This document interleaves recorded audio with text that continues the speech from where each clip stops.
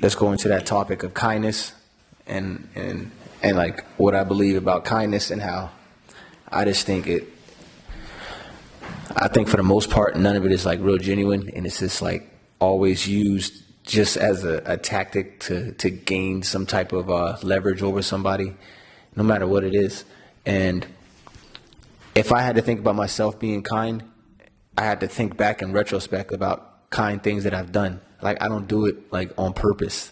Like I think if it's done on purpose, then there's something behind it. You know what I mean? So that's just one of those weird things. So I mean, the result is the same. Like, who cares if it's genuine or not, though? Like, the result is the same, right? I mean, and every time you want to be polite, if it's forced, if you fake it, you still did the act. The person still got the benefit of the act, so therefore it's real. Doesn't matter. I mean, I can care less. Like, if you say, "Hey, I'm gonna help you," and you're not a genuine person, you just fake it, you're just helping me just so you can say you're genuine, I still get your help. So it doesn't matter to me. It was genuine to me because you did it. yeah, but the feeling is different. That's Who cares about the feeling? I care about the feeling. I care about the result.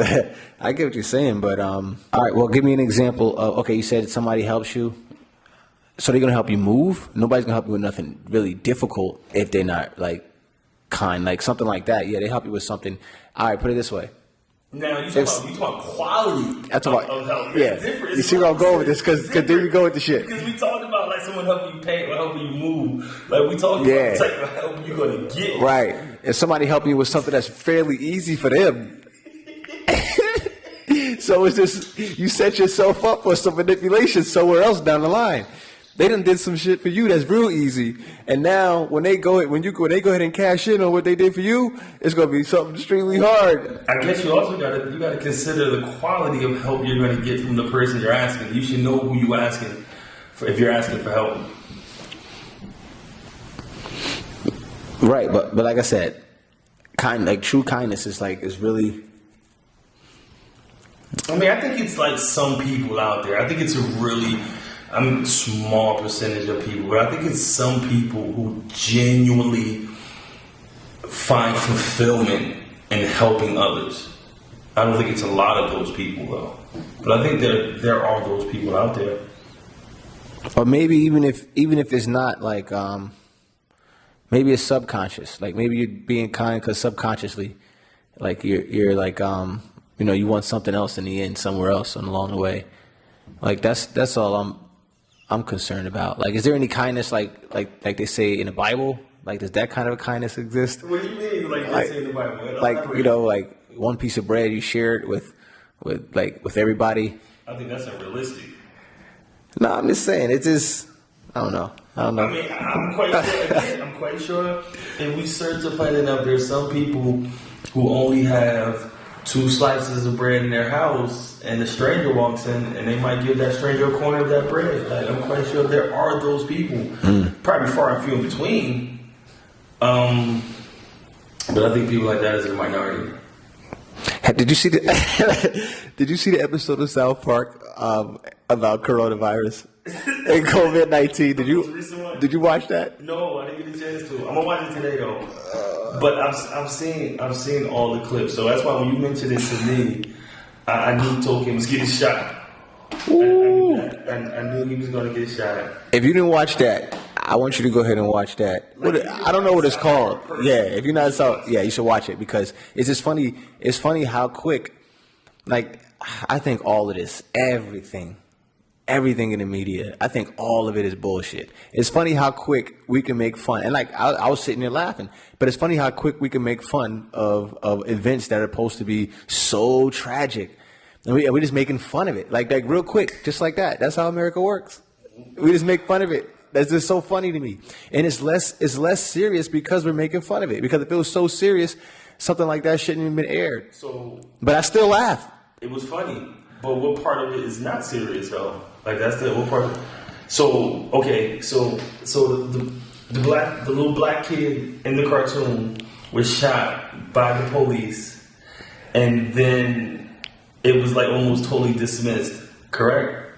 So in real life, black people get shot, and look, that's just funny. Hey, look, I don't want to go into the particulars. I don't want to go into particulars because obviously, no, that's not funny. In real life, it's not funny, right? But I'm just saying, it's amazing how quick we do that with everything. Like, everything to me is a joke. It's funny. The debate between Trump and Biden, that was funny. That was extremely funny. Like, everything is comedy. It's funny. I mean, you can find humor in anything. That's the when you don't take anything serious, you can find. Some people take this stuff so serious, and this stuff changes their lives, the media, everything. Like, they're built. It's what's I'm trying to say? It's a celebrity-driven society. Everybody looks at the stuff on the screen, and this is what drives them right here. Correct. And it's just funny how I look at it and I'm like, damn, that was a tragic event. That's crazy. And then a few weeks later, I look at South Park or Family Guy or something, and it's into a joke.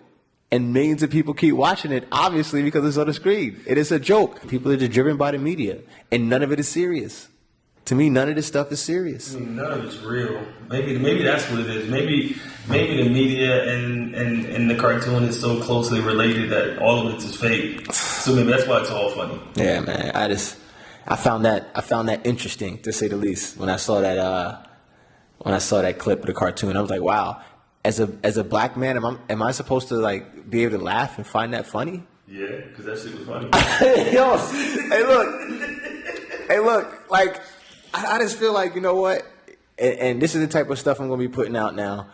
And I'm a human being, and I laugh at stuff that I probably shouldn't laugh at.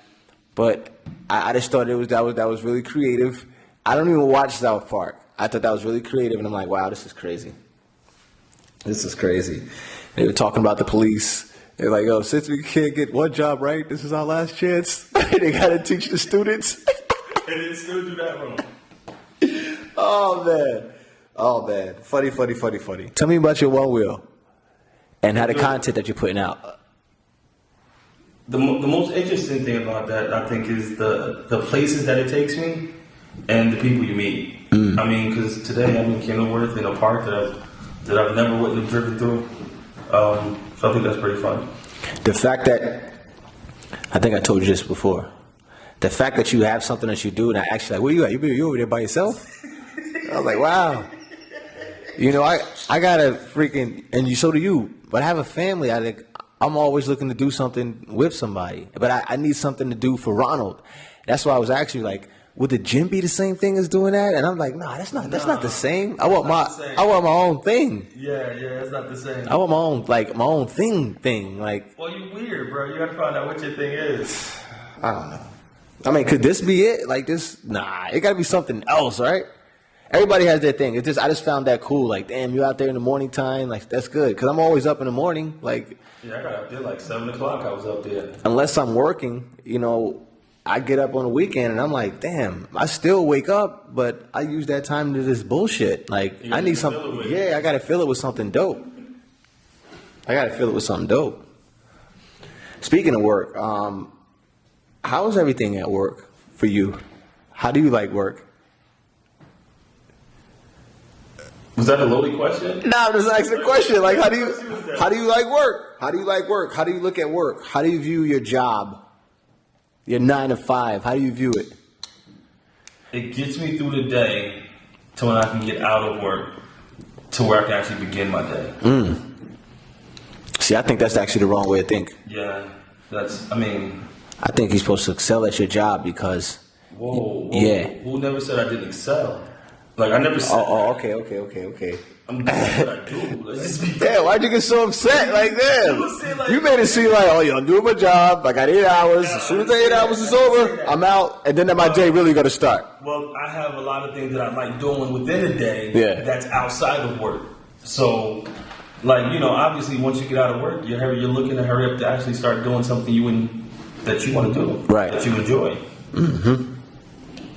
I was just asking, man. I was just starting conversation. That's all. Just asking the question. I didn't like the way you said it, though. I felt like it was loaded when you asked it. Like, I'm just throwing it out there because I notice a lot of people. I'm employed, though. Yeah. I mean, that's the most important part. Right. And I notice a lot of people, they complain about their jobs, and now's a good opportunity to quit and get unemployment. They're giving out all that money on unemployment. Right. But now what you're going to do, though? So, see, now, if you want to quit your job, get off your job, how you going to make your money? That's a good question. Like, I mean, if you have a plan, this is a good time to put that into action. Yeah. I mean, if you have a job and you feel like you have a legitimate plan trying to start a business, I mean, this is a good time to do it. I mean, you go on unemployment, they're giving you your unemployment wages, and I think the state is giving you an extra few $100s. I mean, Yo, but it's not all about money though. That's what people say. It's not all about money. it's about money. People who say that don't have enough of it. Ugh. Like that's what it's all about. Ah. And oh man, Because when you got it, you ain't sitting there complaining. it's the things that the resources and stuff that it could provide you with, man. If you it's this the game that you have to play. It's correct. It's the things that money gives you access to, Right. not the money itself. Right. That's all. That's all. That's all it is. You know. What do you think about that? Where they say money is the money is the love of money is the root of all evil. All that cliche stuff. And yo, I think sayings like that are written by people who don't have it. I think sayings like that are people who are looking through the glass, like outside of the mall, outside. They like, it ain't everything to be inside of there. But it sure looks fun. Right? Yeah. I think those sayings come from those people. You know what? Check this out. The bigger they are, the harder they fall. You know who say that? Little people to make themselves feel better. Oh, nice one, nice one, nice one. Hey, yo, beauty is on the inside. You know who say that? Who? Ugly women. That's not. No, hold on. That's not right. That's not right. That's not right. Yo, people don't say that. I like to be shallow. I'm gonna lean more towards shallow, not shallow. That can kind of leave you limited in situations. If you're too shallow, I think I like to be a little bit of both in everything. That's what I like to do. Yeah, we could talk about this. Let's go. I mean, again, which way the scales weigh towards what portion of that? I mean, I guess is irrelevant. But I mean, shallow. No, it's not. I think what percentage of shallow you are? How often you're shallow for like the situations that come up? When does it ever come up? Obviously, when you're talking about someone of the opposite sex, I think that's the only time shallow comes into play. Correct? When we're talking about aesthetics. Nah, I mean, it seems like shallow. If you're really shallow, you're more into the aesthetics. Aesthetics, the status quo, maybe. No. Okay, so let me rephrase that.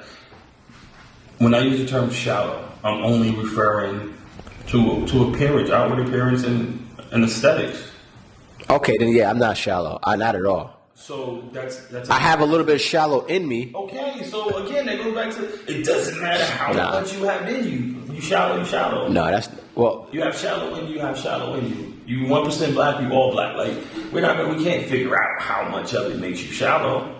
You admitted you shallow, then just own it. If you're 1% black, you're all black. That doesn't. Nah. Like, that's what they say, right? They say That's 1%. who are they? I don't know. On the internet, that's what the internet people say. That's what I'm saying. I don't go by their rules. Well, listen. For that particular case, I'm gonna go by their rules. All right, back to shallow. I think you could be a little of both.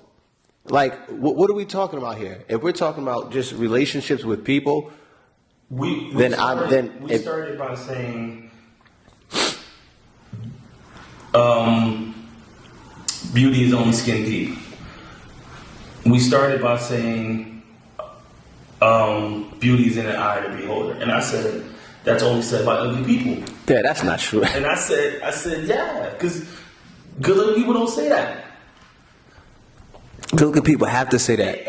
No, They better say that. The bigger they are, the harder they fall. Only little people say that because they got to fight a big person. They need to make them feel like they're going to be able to win that fight. You know, I'm so weird. If I was a big person, I would still say that, right? to give the little person some encouragement.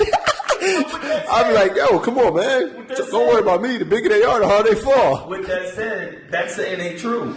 So, Well, hold on. If you take a single situation and you put physics in it, oh, come on, man. We ain't talking about it in that pretense. okay, I want to say, right. But that saying is not based out of physics. I know it's hyperbole. Exactly. I get it. So, again, those sayings are made by people who are on the deficit of those. To cope with the yeah. I get that. That's all. I get that. Back to this true acts of kindness. Maybe we can do this all over again. I don't know why it matters to me so much, but like, okay. I'm just in real quick. I'm just into Because maybe that's how I am. I operate on a level where I do things and then I look at it at the end of the day in retrospect. And I go, oh, wow, that was kind. But to actually say, you know what, I'm going to be kind, that doesn't work. So when I'm saying this, when I go through retrospect of the day and some of the individuals that I've interacted with and I look at how they acted, I'm like, oh, they might have thought that was an act of kindness, but they only did that because of X, Y, and Z. You see, with me, I don't operate because of the X, Y, and Z. I just look like I just do things. Like, I wonder if that's just a product of who I am. Do things you feel like doing when you feel like doing it. That's all. Right. Like, if you were to say something I did was kind, I'll feel weird. Like, come on, man. Like, for real, that's what it is? Because if you tell me it was kind, I might stop doing it because I'm not into being kind. I might stop doing it. I do it again. Add it up.